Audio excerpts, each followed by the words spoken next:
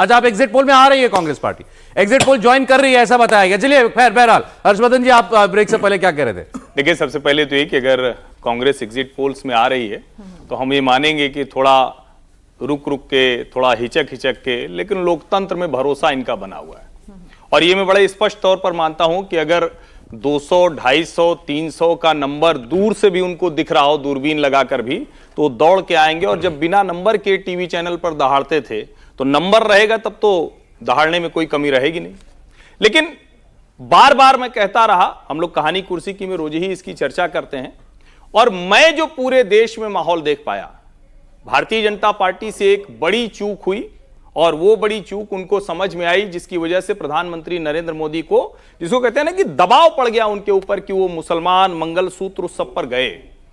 क्योंकि राहुल गांधी और उनके साथी जिस तरह से आरक्षण, संविधान, बाबा साहब का संविधान चला जाएगा, जाति गणना नहीं करा रहे हैं, एक जो नैरेटिव बनाने की कोशिश की थी, वो एक वर्ग के दिमाग में फिट हुआ है। इसको कोई माने या ना माने, कम से कम मैं जो लोगों से बातचीत हुई, जिन लोगों से मिला मैं, और कमाल की बात यह, भारतीय जनता पार्टी के बहुत घनघोर समर्थक वो कह रहे थे हम करें क्या, हमारा रिश्तेदार नहीं मान रहा है, वो कह रहा है कि भैया बाबा साहब संविधान में नहीं रही तो हम क्या करेंगे। और ये फीलिंग उत्तर प्रदेश और बिहार में गहरे बैठी, ये इसको बहुत ठीक से समझना चाहिए। नरेंद्र मोदी फिर से वही हुआ, इस चुनाव को पूरा अपने कांधे पर लेकर गए, फिर से वही स्थिति बनी, और बिना किसी संकोच में कहूंगा worst candidate selection Bharatiya Janata party ने किया है। कम से कम उत्तर प्रदेश और राजस्थान के कुछ हिस्सों में, कुछ सीटों पर, और उसमें बिहार भी आप शामिल कर लीजिए। इतना डर कर candidate selection Bharatiya Janata party के स्वभाव का हिस्सा नहीं रहा। वो भारतीय जनता पार्टी जो पूरी कैबिनेट बदल देती है, चीफ मिनिस्टर बदल देती है, एक कोई संकोच नहीं करती है, वो लोकसभा में हिचक हिचक के डर डर कर चल रही थी। उत्तर प्रदेश में ऐसी 12 से 15 सीटें हैं जहां कैंडिडेट की वजह से तो बिल्कुल चुनाव नहीं जीतना चाहिए। जिस भारतीय जनता पार्टी के पास उत्तर प्रदेश में 10 से 15 सीटें बढ़ाने का स्पेस था, भारतीय जनता पार्टी वहां 75 से 80 सीटें जीत सकती थी। मेरा अभी भी मानना है कि वो 70 के आसपास सीटें जीत रही है, और मेरा अपना अनुमान है साइलेंट वेव है, कोई चुनाव में उस तरह से नहीं है। बिल्कुल हो सकता है कुछ जगहों पर, कुछ सीटों पर आपको दिखे, लेकिन वो कोई नहीं देख रहा है। अगर राजस्थान, बिहार, उत्तर प्रदेश में सीटें कम नहीं हो रही, 19 से ज्यादा होंगी, 14 के आसपास होंगी। अगर तेलंगाना हम देखें, अगर हम आंध्र प्रदेश देखें, अगर हम कर्नाटक देखें, अगर हम तमिलनाडु देखें, इवन केरल, वो सीट भले नहीं जीत पाएगी। मेरा अभी भी यह विश्वास है कि केरल में और आंध्र प्रदेश में भाजपा के लिए खाता खोलना बड़ी चुनौती है। ओवरऑल देखें तो भारतीय जनता पार्टी अपने उस नारे के नजदीक जाती हुई दिख रही है जो नरेंद्र मोदी ने लोकसभा और फिर राज्यसभा में जिसको कहा। सर, फाइनल फिगर भी एक बार बोल दीजिए। एनडीए 375 to 400 के आसपास कहीं भी टिकेगी। शांतनु जी, देखिए, जब मैं स्टूडियो में था करीब 15-20 दिन पहले, तब मैं भी 300-310 बोल रहा था। पिछले 2 हफ्ते से मैं पूर्वांचल में था, और जितना आप फील्ड पे रहेंगे और लोगों से बात करेंगे, बिल्कुल सामान्य व्यक्ति से बात करेंगे, मैं गांव-गांव गया, करीब मैं 30-40 गांव गया और लोगों से सामान्य रूप से बात करी। जैसा हर्ष भैया ने कहा, साइलेंट वेव है, लोग कह रहे हैं और वोट देंगे किसको। और जो लोग कहते हैं कि राम का तो नाम ही नहीं, राम का पूरा नाम है, राम का पूरा नाम है। हम लोग आपको याद हो तो सुबह 5:30 बजे काशी विश्वनाथ गए, सुबह 5:30 बजे 5-6 हज़ार लोग थे। जब तक हम 7 बजे बाहर निकले, गदौलिया तक लाइन लगी थी, और कम से कम 10-12 लोगों से बात करी। कुछ उसमें से अयोध्या से आए थे, कुछ अयोध्या जा रहे थे। तो राम का पूरा नाम है। हाँ, वैसे गाने नहीं चल रहे हैं, कोई ट्वीट नहीं कर रहा है, कोई फोटो नहीं डाल रहा है, तो इसलिए लग रहा है।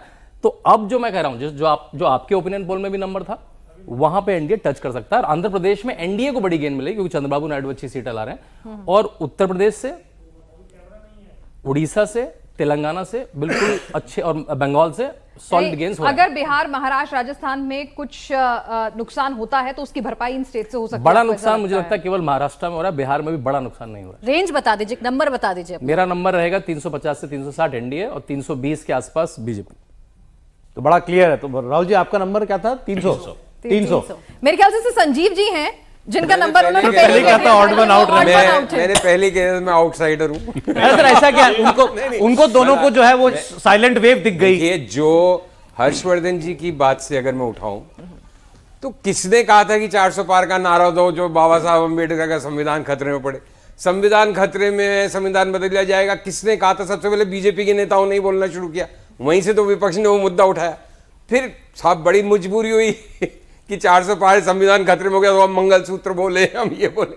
तो मतलब पूरा कैंपेन इस बार का जिस तरह का, क्योंकि इसमें कोई, मैं कह रहा हूं 272 की चुनौती है, लेकिन मुझे इस बात पे कोई संदेह ही नहीं है कि नरेंद्र मोदी से ज्यादा कोई लोकप्रिय व्यक्ति नहीं है देश में, उनके आसपास भी नहीं आता, वो 1 to 10 है।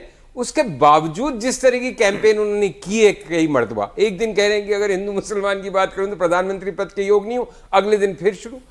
तो मतलब, और मजबूरी है ना, चुनाव लड़के जीतना है, बाकी सब बातें तो धरी रह जाएंगी।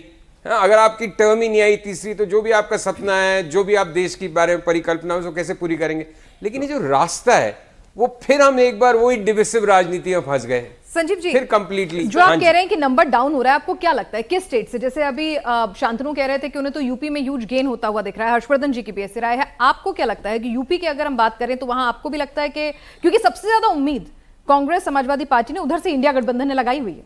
देखिए, शांतनु जी ने जो बात कही, सबसे बड़ा खतरा महाराष्ट्र इनके हिसाब से है, मैं उसको सेकंड करता हूं।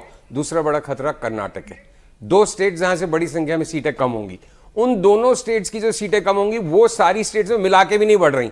अच्छा, है ना, उड़ीसा में कितनी आ जाएंगी? 21 में से 8 हैं, 12 हो जाएंगी, 11 हो जाएंगी, 13 हो जाएंगी। डाउन वाली आप बता रहे हैं, 2 कौन सी? महाराष्ट्र और कर्नाटक मैक्सिमम डाउन। तो यूपी में कोई नुकसान नहीं हो रहा? यूपी में मेरे हिसाब से, देखिए मैं यूपी गया नहीं, मैंने सुनी सुनाई बातों के आधार पर बोल सकता हूं आपको, जिसका कोई मैं खुद ही अर्थ नहीं मानता।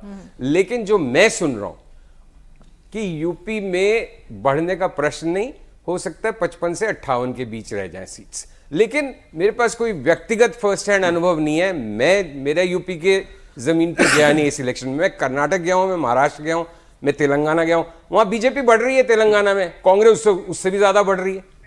और बीजेपी तो खुद कह रही है कि हम राजस्थान में 2 सीटों का हमें लॉस हो सकता है, वो भी दिखाई दे रहा है। अब ये जो सीट्स का नंबर है ना, हम बाहर भी बात कर रहे थे, मेरे हिसाब से 18 में से 7 बीजेपी हारेगी, लेकिन हो सकता है 18 में से 3 ही हारे, हो सकता है 18 में से 10 हार जाए। अब वो कौन सा थर्मामीटर, कौन सी दूरबीन से हम ये जांचें कि 18 में से 7 मेरे हिसाब से राजस्थान।